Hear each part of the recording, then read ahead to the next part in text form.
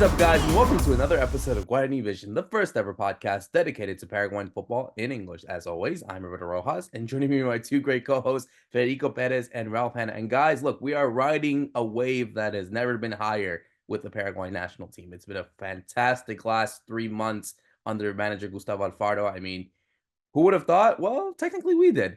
As we go back to our predictions, if you go back to the old videos, we look at all the predictions that we made. At one point, all of us got the right scores and results for all 6 of the Paraguay games. Obviously, not all of us together. That would have been really cool. But at least at one point, one of us was able to get it right for some of the games correctly. Fede obviously gets the high applause here for getting his predictions right from the Argentina-Bolivia game. So we have to clap him on that end. But we'll talk about Paraguay and what we saw against Argentina and Bolivia in a bit. But let's introduce my co-host and go into some other topics that had happened while we were gone, and also what's going to be happening this week. But yeah, let's go straight to Fede first. I mean, obviously the one that got the right predictions.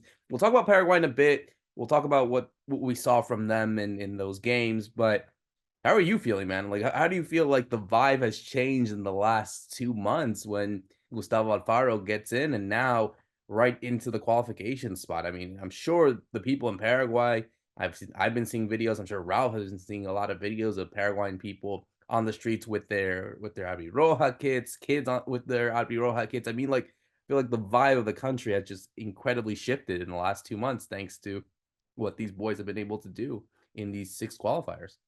Hi, Roberto. Hi, Rob. Hi, everyone listening to Guarani Vision. It's great to be back, and especially with this feeling, right? After getting two very good results, after beating the world champions, who would have thought, just like you said. And then we got a very good draw against Bolivia. We're adding new players also to the squad. Players are stepping up. Talk about Miguel Almiron. Talk about Julio Enciso, some of the players that really stood out. Talk about that goal from Tony Sanabria. We got to run it back. We got to talk about everything. So much happening with this national team, and everybody really falling in love with Gustavo Alfaro, our head coach, falling in love with his press conference. It's crazy, right? I mean, seeing every Paraguayan watching his press conference after the games, but it hasn't been the only thing that has been going on here in Paraguay. I mean, we got this weekend, Olimpia is going to get their trophy after being champions last week and getting that result against Dos de Mayo and Pedro Juan Caballero. Their fans couldn't be with the team that much, so they're going to have their party in Defensores del Chaco this weekend, playing their home game against Nacional that will go and play the Copa Paraguay final against Libertad. That will happen in these first days of December, the 6th, actually, also in Defensores del Chaco. So we're here, Roberto, partying and partying. We're going from cup to cup. We got the Sudamericana final happening. We got Racing fans all over the place here in Asuncion.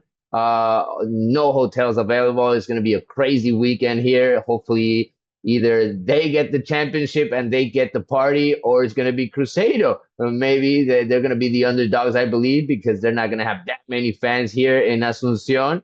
You can really see and feel the Racing fans all around you, but we'll see how it goes down. It is going to be a huge event, and it's going to be a nice one to be around. Also here to kind of end the year, but I want to talk about Roja, guys. I want to talk about this team because I'm feeling so good about our World Cup chances now. Yeah, we're still so hyped. I mean, I kind of, like I said, we're riding this wave that we've been riding since September, but we'll get to there. We'll get to there. We still got stuff. We don't want to let the other things going on in Paraguay go without being mentioned. And let's go to Ralph on this one. But yeah, I mean, obviously, like you had mentioned, it's been a big week for Paraguayan football as a whole. But of course, we have our Copa Paraguay final. Obviously, Libertad looking to repeat as champions. They take on Nacional, who we also playing the Copa Libertadores next year with Cerro Porteño, Olimpia, and Libertad. Olimpia winning their 47th Clausura title, the first one from Martin Palermo. Ralph, you've made a really good, interesting video on that a couple days ago. If you haven't seen it, definitely check it out on our social pages. And yeah, this big final happening tomorrow at the time of recording against Racing and Cruzeiro, the second Sudamericana final to happen in Paraguay over there. Oh yeah, we already see like a lot of images of fans from Racing, from Cruzeiro, making that trip all the way to Paraguay. Some doing it in extreme fashions. I think there was the one case of I think it was a fan that came by foot, and I think he didn't even have a ticket, and then he finally gets one just a couple days before the final. I mean, it's been feels like Paraguay's kind of in the center of the universe right now of things going on, at least in the South American game.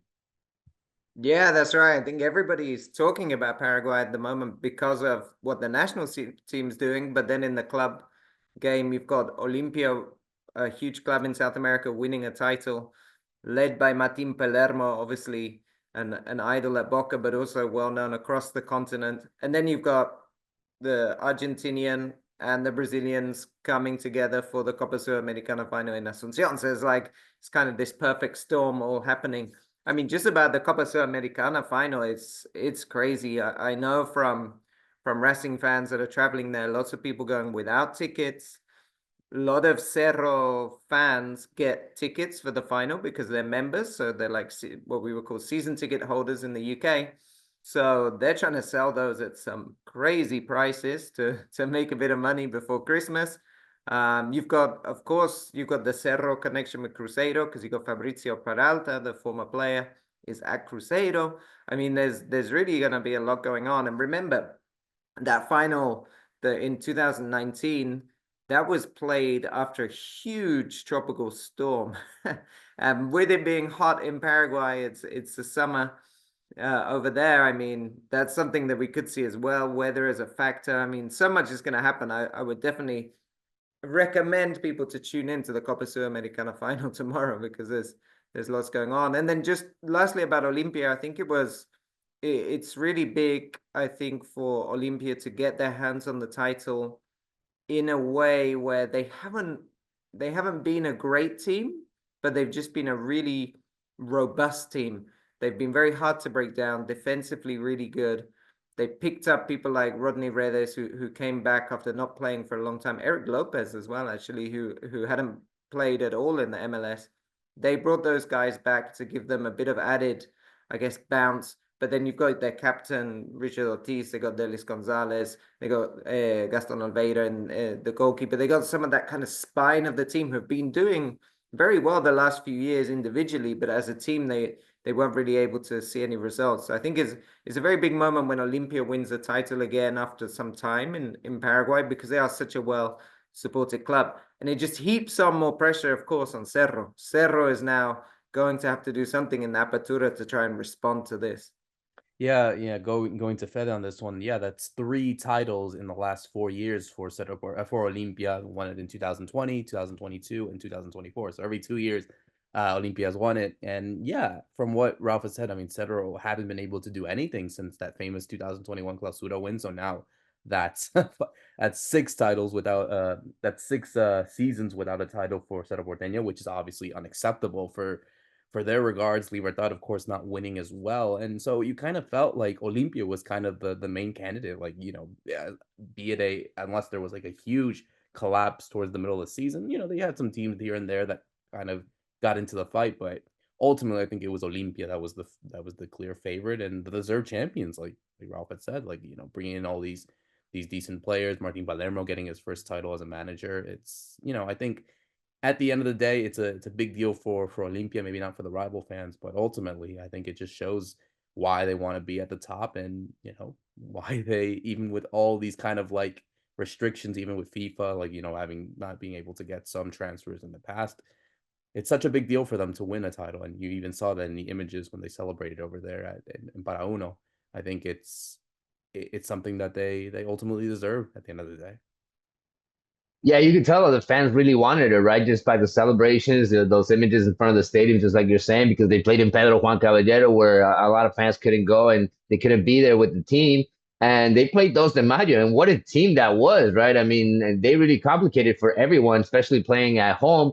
They're going to play for the first time Sudamericana next year. They're going to try to get their stadium in better shape so they can play there. But that's talking about Dos de Mayo, the team that's in second place as of right now. You got also Ameliano fighting for that second spot. I think it's kind of open, that second spot. We can look for that race heading into these last 2 games because Olimpia took it away, guys. I mean, 2 weeks before, the tournament is over, we're talking already about the champions, right? I mean, because Nacional wasn't up to it, because the other teams weren't up to it either. And I haven't even talked about Libertad, who's the last champion that I didn't even mention Cerro Porteño, who was probably the one that really slipped up, because they were saying that they were gonna have a tour of revenge or something like that at the beginning of the season. I remember they were talking about that. They even threw a flyer out there. That was kind of weird to see at the beginning of the season. Put yourself out there, expose yourself that way, and with everything that happened in Cerro Porteño. But Olimpia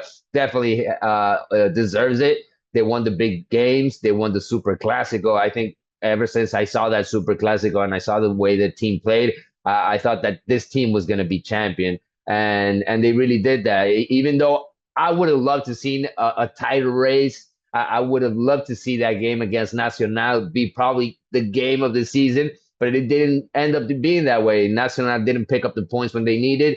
The games that Olimpia, when they drew, Nacional wasn't winning, and I think they just weren't up to it. And now they got the Copa Paraguay probably to get at least a title and end the year the best way possible. I don't think Nacional was really aiming for the championship at the beginning of the season. I think they were aiming just to try to get in Libertadores, which they have done after they beat Guarani in the semifinals of the Copa Paraguay. So good for them. Also, and for Olimpia, it's also coming back to the Libertadores. Let's not forget about this, right? I mean, it's a huge tournament for Olimpia.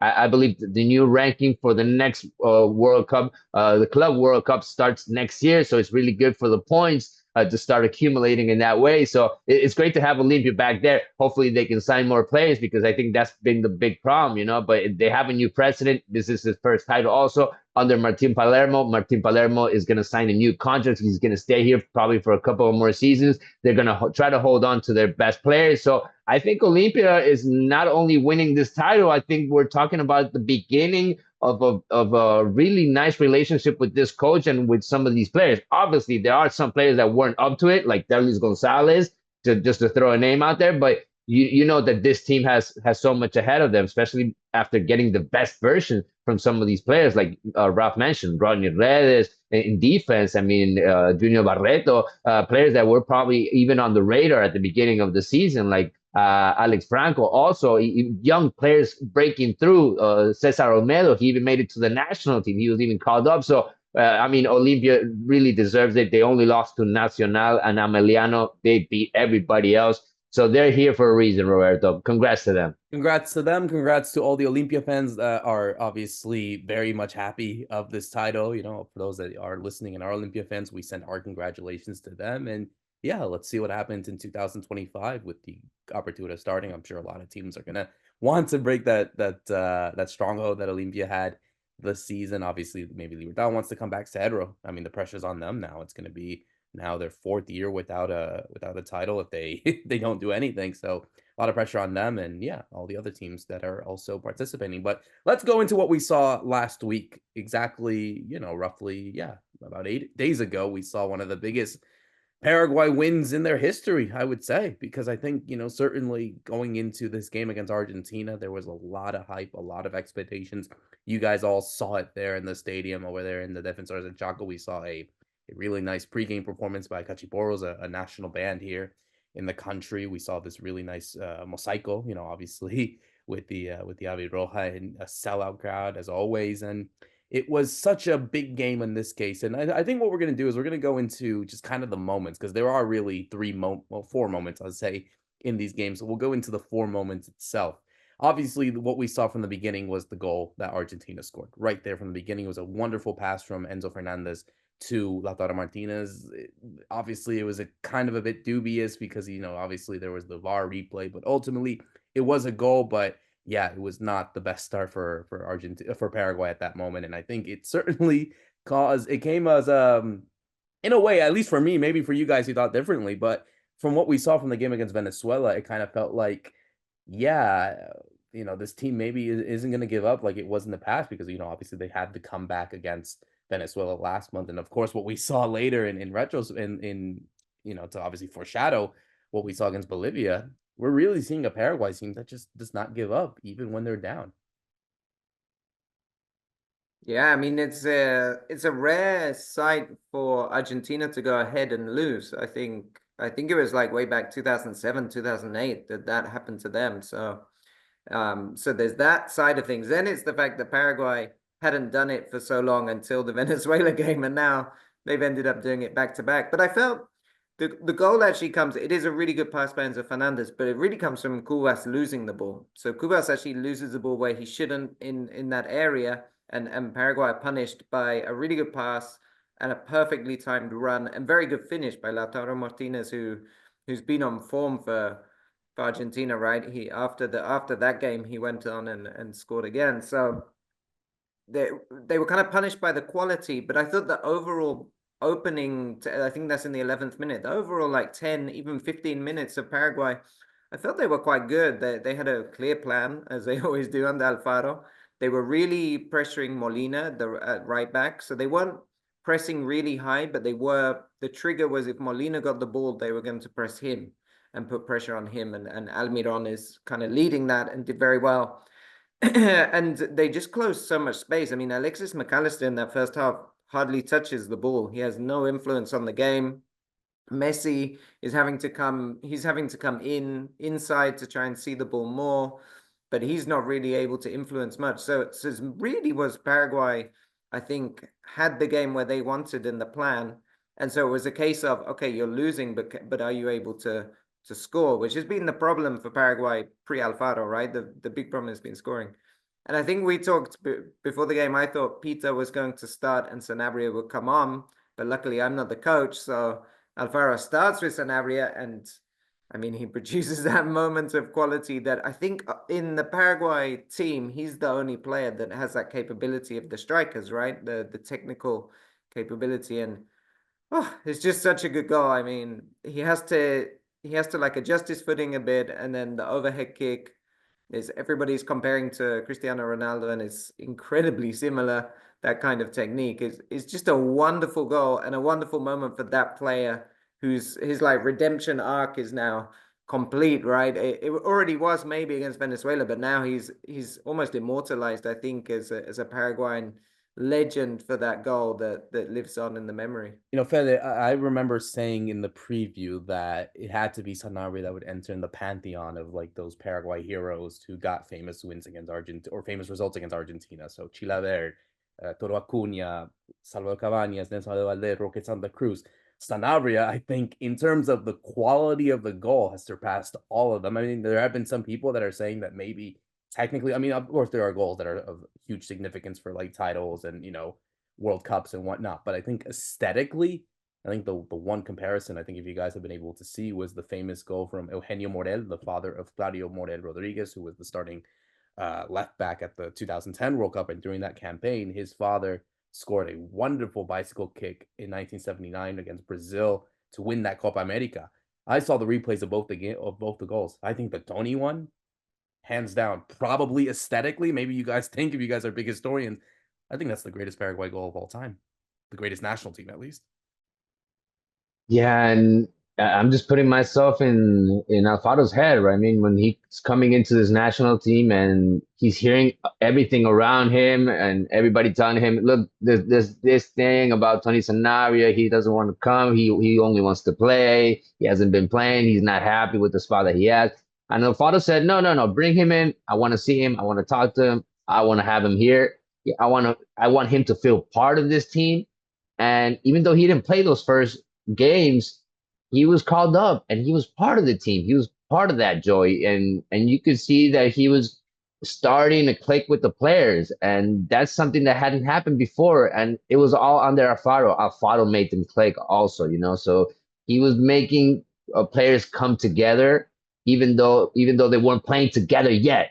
And then we had all these highlights when they make that video of us going to the World Cup, because that's what I feel right now, that we're going to the World Cup. When they show those highlights of what did Paraguay do to get here, they're going to show that Diego Gomez goal against Brazil. That was his highlight so far. They're going to show the Julio Enciso goal, obviously, against Bolivia. We're going to talk about that one. And they're going to show, obviously, this impressive goal from Tony Sanabria, which the way I see it is a Puskas goal, guys. I mean, give him an award, please, because that goal, people have been getting tattoos of that goal. I mean, people went crazy because it's not a goal that you see every day. Nobody has scored a goal like that against Argentina, a world champion lately either. So you have to give credit to a masterpiece like that. I mean, just a great moment from Tony Sanabria, and the way the team picked up also, guys, with attitude. I mean, you got scored on before the 15 minutes. It's something that could have happened, and they bounced back from it, just like they did against Venezuela. But it was in another level. It was against Argentina. This is a team that usually, when they get one, they get the second one, and they weren't able to get that second one. They weren't able to get a single opportunity in front of Roberto Fernandez because we took over in that game. Players were going forward. It was Gustavo Velasquez, a right back that usually plays at the center back in his club, putting the ball inside the box for Tony Sanabria to pull out that play. So, props to the team. I mean, going forward, and they were really, I believe, thrilled by the fans. Also, they know what they're capable of now, and they took over in that first half to really come back, Roberto. After something that I mentioned could happen, and it came back. Finally, we scored again from a set piece. We haven't had this in so long, Roberto, and it was Omar Alderete, another player that finally got his highlight. Somebody that has been really playing his ass out lately and has won his place in the defense. Yeah, and he was actually vital for the goal for Tony as well. If you remember the corner kick that Gustavo Gomez, he headed it off the crossbar. It was Omar Lerete that actually made the big run coming from the fence all the way to, getting the ball right before it goes out. Then he plays the pass to Gustavo Velasquez and obviously gets Tony the goal. So he was the one that kind of obviously was vital in two of the goals. And obviously, the second goal, Ralph, it was a wonderful set piece from Diego Gomez. Obviously someone that, I think when we talk about what we're going to talk about in the game against Bolivia, you really have a lot of players now that can really get, balls in, that is able to, provide these wonderful through balls from, obviously from far. We obviously saw it with Enciso. Now we have someone like Diego Gomez, who, when we saw the goal against Brazil, obviously he knows what it takes to score from distance. He's the one that plays the ball in, and it's Omar Lerete, being able to win the ball, to score from the header, the famous centro cabeza and goal to allow Paraguay to get the lead and then eventually the win. Yeah, it's brilliant that that goal comes after Sanabria, because then you can see the two sides of this Paraguay team in a way. There's one thing that Alfaro has been so big on, but really every coach has been talking about it, is being like getting back to the Paraguayan DNA, like the classics, and being strong in the air, hard to beat, all these kind of almost cliches, and no one has managed it until Alfaro. And Alfaro did it in that game. The number of crosses that Paraguay put in that game was really high. I think it's like 18, 19 with about 50% accuracy. So it's like they were throwing the ball in the box against Argentina, especially when, by the way, Cuti Romero goes off at halftime, right? He's not on the pitch for this goal. That's really important. And so Valverde has come on. I think it's his debut for Argentina, or he hasn't played many games. And so, of course, Paraguay are targeting that, right? That's one thing about Alfaro. He's going to pick up weaknesses in other teams when the opportunity arises, and you see that, I think, with the way they played that second half. But the Alderete goal is obviously very well taken, a classic Paraguayan goal. And if the game had ended 1-0, if that was the only goal of the game, people would look at it and say, "Oh, Paraguay 25% possession." They've just really grit, determination. But because we have the Sanabria goal as well, you're actually seeing what this Paraguay team really has is amazing quality, because we've mentioned some of those players, right? Like Enciso, Sanabria, Almiron, Diego Gomez. I mean, these are all highly technical quality players that play at a very high level. Well, Gomez is about to go to the Premier League at any moment. So they're playing at a very high level. And so they are a good team. It's not just this grit, determination, but they kind of need to build from that, because that is the Paraguayan DNA, and that has what got Paraguay to World Cups before. And so this combination is something very exciting. And I think it's in the Copa America, just to go to there, you saw little bits of the quality. There were times where you thought, like, I think Enciso against Colombia, Enciso and Sosa against Costa Rica, like you would see in flashes some of this quality, but they had none of the grit. They had none of the defensive capabilities. They would just crumble in games within 5 minutes, right? They would concede a goal and then concede another. And so what Alfaro's done is reinstalled that bit, and then just knew he had the quality to be able to trust them when they go forward. Yeah, and this team didn't have. I mean, talking about Argentina, they didn't have a Di Maria there in the bench to put in. I mean, all the players that they were putting in were really young players that were the first or second options, and they were throwing new players out there. They had their opportunities. Castellano had a very good header that was really close. Garnacho came in, and everybody was grabbing their heads, thinking, "What's Gustavo Velasquez going to do now?" And he really outplayed him. He didn't let him do pretty much anything in Defensores del Chaco. And the options that we were throwing in the second half, putting in Angel Romero, Matias Villasanti, even Pita, they were coming in the brawl. They were really fighting for every ball, and they were defending. They were being part of the task that the whole team was doing, and I love that. But I think I love that attitude from everyone. And it doesn't matter how many minutes you get, you're in there to fight for the result, and I think everybody has that very clear right now.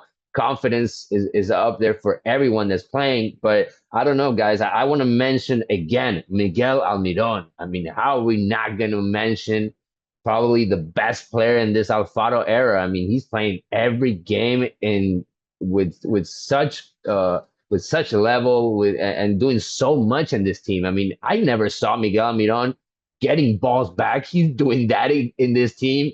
He's defending, he's attacking, he's getting the ball and taking it pretty much all the way to the other goal, and he's making assists, he's making plays, he's making other players make the difference. I mean, talk about Miguel Almiron and this moment with this national team. He's really enjoying it, and I'm really happy with what he played. I thought that he was probably one of the best players also. Everyone was talking about Tony Sanabria's goal after this game, but the performance again from Miguel Almiron, and then he did it again against Bolivia, playing pretty much the whole game. I mean, talk about a player that is not playing that much in Newcastle, but every time that he puts on the national jersey, he's really being one of the best ones out there.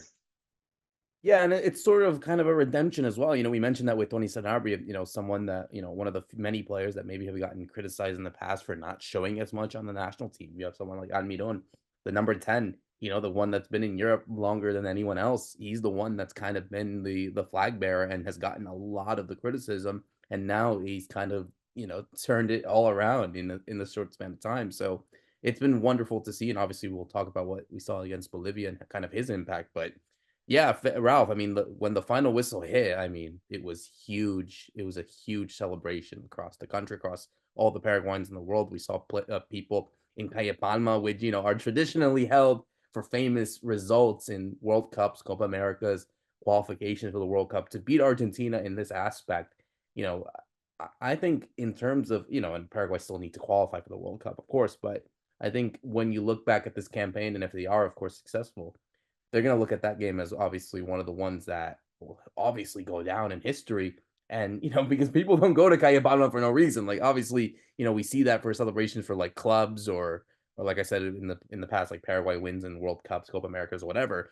But to do that in a World Cup qualifier against the world champions, against Argentina with, Messi and all the major stars, I think it really showed that, okay, this Paraguay team really can do something. And people, like Ralph and Fede had said, they're believing they can actually go to the World Cup. Paraguayan people are not very trustworthy of each other. There's a cultural thing there that goes back to, dictatorship and that kind of thing. So when Paraguay beat Brazil, no one went to Calle Palma because they're like, hold on, we beat Brazil, but this is just one game. When they beat Argentina and they beat Venezuela and Brazil, so they've now won 3 in a row at home, they're unbeaten. It was like, oh, we're back, guys. Now we trust you because you've earned our trust. Now we're back on the streets. Now we're celebrating. And honestly, now I think the mood in Paraguay is, if we don't qualify for the World Cup, we've given it away. Like, people feel like they're there now because we're going into March. They're going to be in the direct qualification zone. I think the gap is 4 points. I just forgot momentarily. but I think it's 4 points from that seventh place. So I mean, it's really is kind of almost yours to lose. So the whole mood has changed, but people really now believe in this team, and the person that's done this again, it's Alfaro. This is like the huge Alfaro effect. And again, you almost don't want to trust him too much or give too much to him, credit to him. But there's no other way to look at it, because one is he's managed to kind of flip the switch, the mental, the psychological aspect, but then he's planned the games to perfection. I think just to round off about the Argentina game, I talked in the Twitter thread, right, about De Paul.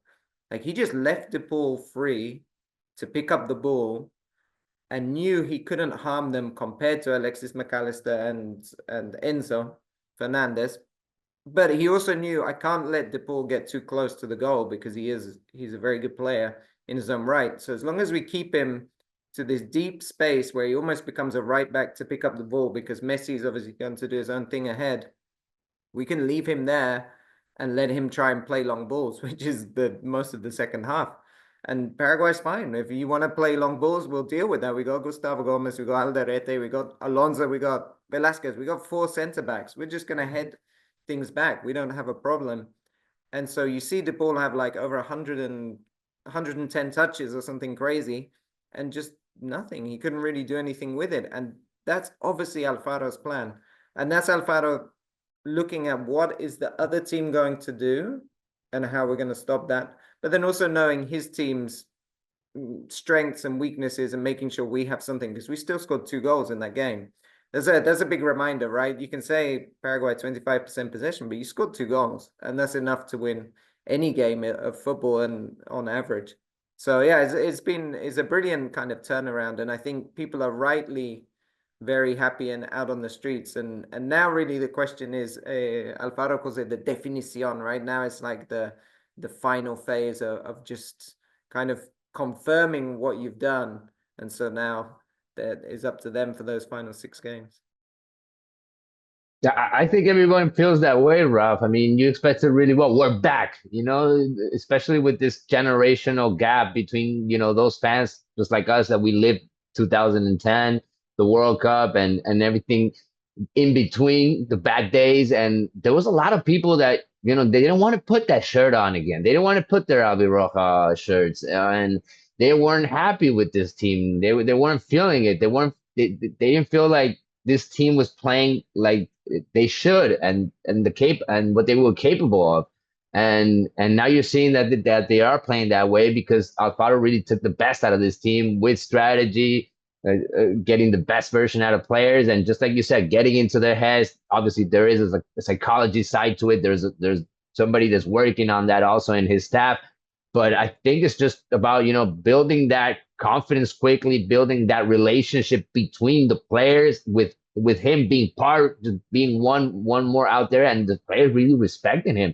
We haven't seen one single player say a bad thing about Alfaro, not even look bad at him. They all respect him. And that's huge, I believe, on the coach, because they trust him. They know that his decision making is going to be the correct ones. And when you're playing out there and you don't have to worry about the coach's job, it makes it easier for the players to feel free out there. That's why I think we've seen the best from Miguel Almiron. We've seen the best from Julio Enciso lately, and I'm really happy about all of this, because just like I'm saying, there's a generational gap. There's a lot of people that haven't seen their country in a World Cup, and they're finally believing, Roberto, and they're putting on their jerseys. When they said, no, don't put your Messi jersey to go and watch this game, it wasn't about Messi coming to Paraguay. It was about rooting for our national team, because we're the ones that want to go to a World Cup. We're not thinking about who we're playing up against. We're thinking about coming back to what we were. Yeah, and I think looking into the game against Bolivia that we'll talk about now, I think there was that big confidence now as well. You saw people on the streets wearing Paraguay shirts, having their flags in their cars. I mean, there was that instilled confidence. It felt like it doesn't matter where we're gonna play, who we play, we're gonna go and get a result or win or whatever. And we saw that in the game against Bolivia, which I think there was that level of course, there was history to also try to break as well. It's been 51 years. It's still going to be extending that streak of 52 years without winning in, sorry, 51 years without winning in Bolivia. But, it's been 5 straight losses. And I think they wanted to break that. And we saw early in the first half, we're going to go to this game, of course, Fede, the game against Bolivia, which, obviously was playing in extreme conditions, in altitude. You also had rain and hail. It felt so weird. It felt like something out of a movie. But Paraguay were not going to be unfazed. The first goal, obviously, I think, Gustavo Gomez, who obviously has been one of their best players on Paraguay, has always been, a consistent defender, at least in this recent part. Didn't do well there. Edwin Vaca gets the goal. Second half, it kind of felt like, even for some people, I thought, okay, yeah, this is not over because we've done this before. We conceded against Argentina, we conceded against Venezuela. We're gonna go and get a comeback as we always do. And we saw that coming from the subs. It was really the subs, I think, that came in vitally. Of course, we mentioned Almiron with him scoring that goal, but of course, it was Julio Enciso and Kaku, obviously mentioned to someone like Matias Galarza, a player that I think we obviously talked about, but really wasn't getting much minutes on the Paraguay national team. He comes in, obviously a special moment for him because obviously his family is Bolivian as well, has very strong connections with the country due to his family's, history with the team. You look at those kind of 3 players that have been so important in this game, and that caused, I think, the first goal, and of course the second goal, of course, for Enciso, which we'll talk about a bit, but going into the first goal, it was a wonderful, team combination goal from, obviously Kaku getting the pass, heading it to Enciso. And you would think for someone like Enciso, who's kind of, very selfish in a way of maybe wanting to score. And we'll talk about another moment where maybe he should have just scored instead of giving a pass, but he was the one that gave the vital pass to Miguel Almiron. And of course, for someone like him, he goes, scores the equalizer. And I think a part of a redemption thing for him, picks up the corner flag. And that's been part of a bunch of memes that have been kind of, given to him as kind of this new hero, this new leader of this Paraguay team that is needed. But yeah, it was a wonderful way for Paraguay to respond in this first goal that they scored against Bolivia. Yeah, and talk about Bolivians trying to do absolutely everything they could to put this game on their favor, right? You didn't even mention the ref, Roberto, but they got a penalty that, oh my God, I'd never seen something like this lately. And we didn't even talk about the penalty that we should have gotten against Argentina. Also, there was a hand there from Tagliafico that wasn't even brought up by VAR. So I don't know what's going on with the refs. I don't know what CONMEBOL's trying to do, FIFA, with all these games, and maybe trying to keep it tight, maybe trying to keep that standings really tight between games, but between teams. But whatever. Let's talk about Paraguay. They obviously had their problems because they had a couple of players down. I mean, Juan Cáceres coming back to the team, playing with a back line of 5. Agustin Sanders also came into this team. He didn't do much, I believe, outstanding. But the fight with, I believe, was in the midfield. I mean, that's where you didn't have Andres Cubas. You needed that dirty work from Matias Villasanti, from Diego Gomez, and obviously the new guy, Matias Galarza. What a game from this kid, man! Wow, talk about taking your opportunity and making the best of it and playing in different roles also, because as the game went on, he started in one position, then he was all over the place. In the second half, he was probably one of the best players in the pitch, and he really clicked with the rest of the players, even though he hasn't played that much with Miguel Almiron, with Julio Enciso. We haven't seen what Matias Galarza could produce.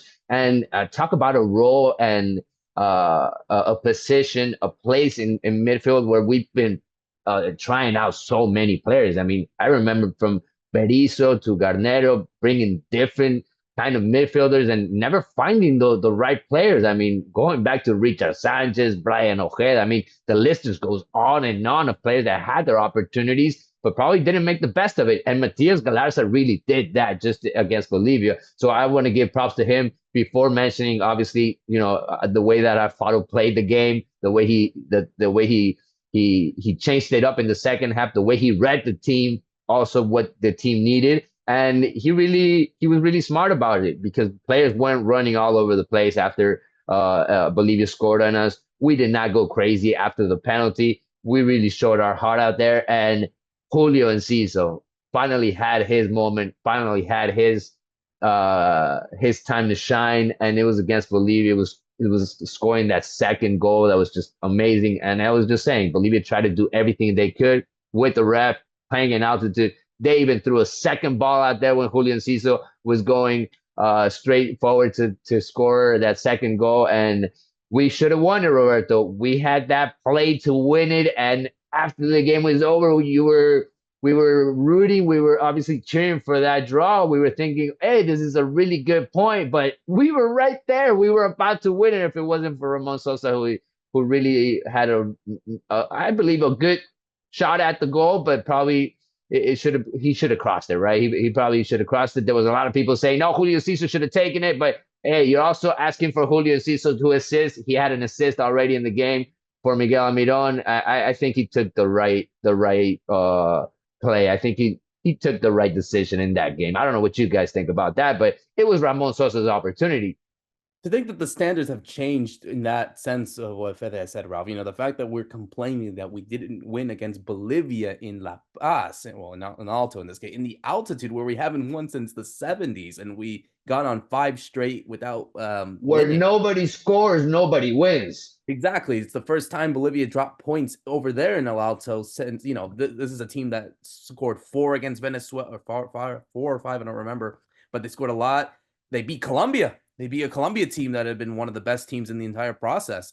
And here they drop points to Paraguay. I mean, it shows how much, obviously the game against Argentina was big, but now with the standards that have changed with Paraguay, it's really become, a case of kind of feeling a bit pissed off that we didn't win such a vital game, such an important game over there in Bolivia. Yeah, and how well Alfaro managed it, that it's the Paraguayan team is the one pushing in the final minutes, not the home team that is used to altitude. Because usually it can be the other way around, right? Because as time wears on, you get more and more tired. So it's usually the away team is struggling in the final minutes, and it was the exact opposite. Which, yeah, just talk about the game management. I mean, he set up with the line of 5, which he did against Ecuador, if you remember. So he's decided, I think, altitude games, he's going to do these back 5s. This time, I think Balbuena really suffered. He didn't really suffer as much against Ecuador, but in this game, I think I've seen him before when he plays in a line of 3, because he did it at West Ham sometimes. He can get dragged out of position, and he's not quick enough to recover sometimes. And I think we kind of see that on the first goal. But then in terms of the team management, we're talking about Enciso was not very good in Quito. He just didn't. I mean, he talked about it, that the altitude didn't sit well with him. He found it difficult. And so it was the right decision not to play him from the start, for sure. But I think what Alfaro knows is that Julio Enciso brings something that no one else on the team really has, that kind of technical capability, but also that mental strength to keep running at people, failing, and keep doing it again. That's always been one of the big things with Enciso that frustrates some people, but it's actually his strength as well, as that resilience to try things that he shouldn't do. Because, by the way, he had 2 very similar shots that went totally wide earlier on in the game before the goal, right? And think about it, it's the last minute, you've just run from the halfway line. He must be tired by then because it's altitude. And it's like, what are you going to do? Are you going to try and really shoot from here with, I think Roberto was telling me the other day, it was like 0.04 XG. I mean, nothing says you should shoot from there. But of course, Enciso does not think like us. And so he does, and it's a brilliant goal, partly because he has the mental strength to try that, right? Because there's one thing being able to execute it, which we've seen he can do, because he's done it against Man City and Chelsea and everybody. But it's also that mental strength to say, I failed this twice. I'm just going to go and I'm going to do it again. I'm not scared to fail. And it flies in the goal. And then just talking about that, Alfaro, the more you watch him, the more he's a bit of a gambler, right? He's like he's a risk taker, but almost a calculated risk taker, because he's at 1-0, he throws on Enciso, but then he's bringing on Kaku. He brings on Alex Arce. I mean, he's always looking to try and attack. Sorry, not Arce. He brings on Sanabria, right, for Arce. I mean, he's always looking to attack, even though the game is not in your favor. You're still down on possession. This could have gone the other way and you lose like 3-4-0. But he's always done that. We saw that in, I think, every game so far, that he's not going to just make defensive substitutions for the sake of it. And this time it really paid off. And it was great to see Kaku get some game time, because Kaku was such a good player in the dark moments before Alfaro. He was such a good player that didn't get many minutes. And also about Galarza, it's again that perfect pick for the situation. I don't think you would need Galarza in to have such an important role in other games as he does here, but just knowing the capabilities he has as a player, but also the fact that he can play at altitude. I mean, he used that to perfection. And the thing about Galarza, I think that was really interesting for me, because we haven't talked about the Diego Gomez red card. Diego Gomez is now going to be suspended. He was on the bench, but because of the aftermath of the penalty, he got a red card. Galarza kind of showed he's actually one of the guys that's more similar, or the most similar, to Gomez. I think Diego Gomez is a very unique talent, but you saw Galarza winning balls back defensively, but you saw him higher up the pitch, giving passes and making key passes. And that's kind of what Diego Gomez can bring you. So, maybe Galarza does get another chance that's not just against Bolivia, because of what he's shown here, and also because of the situation and the suspensions. But it was just, again, it was like that combination of Alfaro planning everything to perfection, or the things he didn't plan correctly, he managed to change. And then the quality of the players, because like that Enciso goal that's just quality. You need a player capable of doing that, and the determination. And the determination in this game is really led by Almiron, I think. We talked about Almiron already, but I think Miguel Almiron showed, I've just come off a huge game against Argentina. I'm now in altitude, having to run more than I'm really capable of doing, and he still does it and gives it everything and gets a very well-deserved goal as part of that. Because imagine, that's him. He's not on the left wing by that point. He's coming in through the middle, making a run into the box. 70th minute. He must be so tired. I can't imagine, right? And he just made it. And then he still has the presence of mind to score, because imagine when your heart's beating, you're short of breath, making the right decision is actually very difficult. And so he does make the right decision and finishes very well. So yeah, it's another great performance, and another one that Paraguay will feel they were thrown against it. Like Fede was saying, all the different tactics that Bolivia were trying, and they came through it. So it's like another test of through adversity that Paraguay have passed. Yeah, and obviously, like you said, it feels like players like Almiron and Ciso, they don't think like us. So maybe for other normal people, probably their situations would be different. But for them, they obviously made the right choices and obviously led to these results. But yeah, Fede, I mean, look, this is a Paraguay team that obviously has changed a lot in the last 2 months. Obviously, as I look here in a wonderful table of the Paraguay team, who, remember, they lost all 3 games in the Copa America. And now they are the only team to not lose a single game after the Copa America in these 6 games. The only team in all of South America to do it. 6 games, 3 wins, 3 draws, 0 losses. Everyone else has lost a game, not Paraguay. Who would have thought? Well, we definitely did, because we obviously made a prediction. But yeah, just now looking into what we're seeing, it's a shame that we're not going to see this Paraguay team until March. It's a shame, because they were on really some good momentum. So we have to hope that, obviously, well, one, we have to see what other players can come in, because, it looks like Alfaro is really trusting his system, which is the good thing. The fact that, he hasn't changed a lot of players. I think now, looking at what Alfaro has been able to do, it's incredible. He's only used 26 different players in 6 games. So, if you remember, I used to always track, Berizzo and Barosqueloto and Garnero. Those numbers would be in the high 30s, the high 40s, but it looks like with Alfaro, he's really trusting his system. The fact that he's not using a lot of different players, it's the same players as before. So yeah, it's such a big deal for us. And now looking at how the table looks right now, like Ralph had said, we're right now in 6th place, 1 point behind Brazil in 5th, 2 points behind Colombia and Ecuador, who are in 2nd, 3 points behind Uruguay, who are in 3rd. And of course, I think the big factor here, 4 points ahead of Bolivia, who are in the final playoff spot, and 5 points ahead of Venezuela, who are eliminated. So looking at what we can see in March, we got to host Chile. We got a big result against Venezuela. And we got to go to Colombia, to Barranquilla, a Colombia side that actually didn't get any points in this window. If you remember, they lost the game against Ecuador and they lost to Uruguay. I think people can believe that we can actually go to the World Cup, but we're not going to go into predictions, but is it a big reality that Paraguay could indeed qualify in March this time around next year? Well, seeing, problems that other teams are having, especially teams that are really close to us in those standings, like Brazil, Colombia really had a very bad 2 games in results.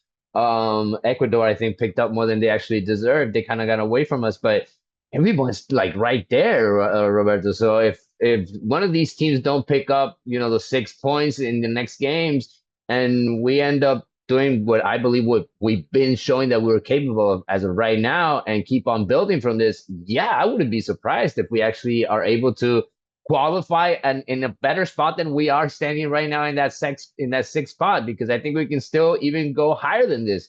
Seeing that other teams are not playing well, I never seen Brazil in a 5th place so deep in a qualification and heading into these last 6 games. But it's decision time, just like Ralph was saying, and just like also Gustavo Alfaro said. I mean, is that time to confirm everything you've done so far? And it's gonna be crunch time. I mean, it's the decisive games. So far, you had to get in the mud, you had to fight every game. Now it's time to show that you're ready for the World Cup and that you are very solid in defense and that you have enough in midfield and your strikers are also scoring. I think we're heading that way. Hopefully, everyone stays in tune. It feels like a long time here on to March, but most of the players, especially the ones that play in Europe, they're going back to their club. Their heads are going to be in the club. Hopefully, they end up going back and winning the spot over. I think there are players even on this squad, just like you're saying, he's not going off his way because of the players that he's using. He hasn't brought that many new players in. So you're thinking, okay, most of these players are probably not going to change teams and they're going to pick up their level. I mean, I think Ramon Sosa can bring so much to his team. Tony Sanabria hopefully keeps on playing. We don't have any injuries. That's also been going along with Alfaro. I mean, he hasn't lost a single important player lately because of injuries. That also was right there with this national team. So I think as of right now, it's all positive. I don't see anything that can go the wrong way, especially under Gustavo Alfaro. He's doing everything perfect, guys. I mean, I don't know. I look at a single mistake that he's made so far, and I just don't find it. He's picked the right plays. He's picked the right strategies. He corrects the team when needed, and he has the experience. And I believe that he's shown that on the tactical side also against unexperienced coaches in this World Cup qualifiers. He's shown that he knows what to do and knows how to correct the games. And I'm just happy that we finally picked the right coach, Ralph. Yeah, we finally got there after so many different versions, but we got the right guy, because like you said, he has the experience, he understands, or he's either understood or he's learned about Paraguayan footballing culture. And now you look at the 3 home games left, and it's Uruguay, Ecuador, and Chile. Chile are playing really badly. Uruguay and Ecuador, Paraguay have traditionally always beaten them at home. I think it was only in these recent years where we started to lose those games that we'd never lost before. Like I think the first time we lost to Uruguay in our home World Cup qualifier, I was there when Valverde scored on his debut in 2016, 2017, around then. So we're really close. And I think I'm right in saying, so now Paraguay's on 17 points. So if you pick up the 9 home points left, 26, I think no team has ever failed to qualify on 26 points. So, I mean, I think Paraguay actually has a record of the most points and not qualifying, right? Which was the Russia qualifier where they got 24 and they didn't go because they lost that final game to Venezuela. But I think with 26, I don't think you can miss out, especially not on the playoffs. So really is now the pressure's off so much in the away games that any points are like a bonus, assuming you're going to win your home games, which if you're beating Brazil and Argentina at home, you should be able to beat Ecuador and Chile, for example. I mean, that's that they must have that confidence going into that. And so it's really is a very positive outlook. And I'm sure people will be trying to get their visas and starting to look to come to the US because it's a really big possibility. It's becoming more of a reality than an actual pipe dream for, you know, a lot of Paraguayans, and they really could believe that this time next year, Paraguay will have to worry about who they have to face rather than, you know, having to sit and watch the TV again from their own house. That people can actually be at the World Cup, you know, and obviously for us, you know, being in the United States is going to be such a big deal for us. So yeah, obviously we have to wait and see. We still got 6 games, you know, like you had said, Ralph. You know, you can never trust Paraguayans so much, and you know, I think there is always that PTSD from the past failures that you think, oh, we're so close and we always fail at the final hurdle, so we're not going to wait until we're mathematically in. But I do want to close out with one, you know, kind of a two-part question for both you guys, and I'll answer first. But from what you've seen from this Alfaro era, from the 6 games, what's impressed you the most? And I guess, you know, if you want to go and say what you want to see for next year, for 2025, I'll start first by saying what I've been impressed by this Paraguay side has not, it's not been the goals, it's not been the quality of goals, it's not been the players, it's just been that desire to not give up. The fact that in 3 different games, we saw Paraguay concede the first goal and come back and try to get either a win, you know, like they did against Venezuela or Argentina, or a draw in Bolivia. So I've really been impressed by this incredible grit and desire to not give up, which I think has always been kind of the standard of Paraguay forever for what's kind of been their big identity in the modern era of how they played as a national team. I think that's the one thing I've been impressed by the most. And for 2025, I mean, yeah, I think it's just to continue to ride this consistency, to get the results that they need to win at home. They haven't won away yet, and so I'd love to see them get one away win before the end of the process. But you know, if you win all your home games, I think and of course draw them away, it's probably not going to be necessary to make it so hard to not qualify for the World Cup. But yeah, I think, you know, get the home wins and qualify, man. Like at this point, qualify. Like, you know, win the games, do what you can, and qualify, and then afterwards we'll worry about what happens in 2026. I'll say right now, I genuinely think Paraguay have a really good chance of making it to the World Cup. That's my reality. So, Fede, I mean, what have you been impressed the most by this Paraguay team in these 6 games, and what do you want for 2025? You know, there's different sides to football. There's the tactical side, there's the human side, and so many more, right? But I think those two were vital in this team going forward. When Gustavo Alfaro took over, he knew that the first thing he needed to do was not concede goals and make that defense stronger. And from there on, we've become a better team, and we're even scoring now. I mean, before him, it was just 1 goal. Now we've scored 7 goals.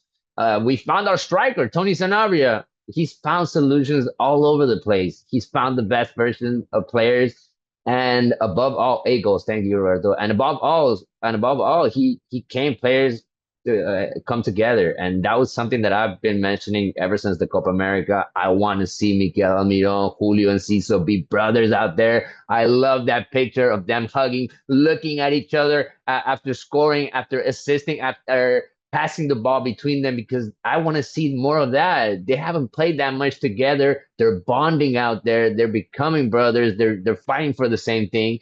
And I believe that's the coach back then, you know, putting them together, showing them the right way to do it. And there's so much that this staff has done, and it's just not Gustavo Alfaro, it's the whole staff. I mean, I've heard from nutrition, from the players eating the right things before going to Bolivia. We didn't see a single player feeling bad about after the game. And you usually see players. We saw Brazil with the mask there in the locker room. Nobody was going through that situation because this team got ready. There are no details that get away from this staff.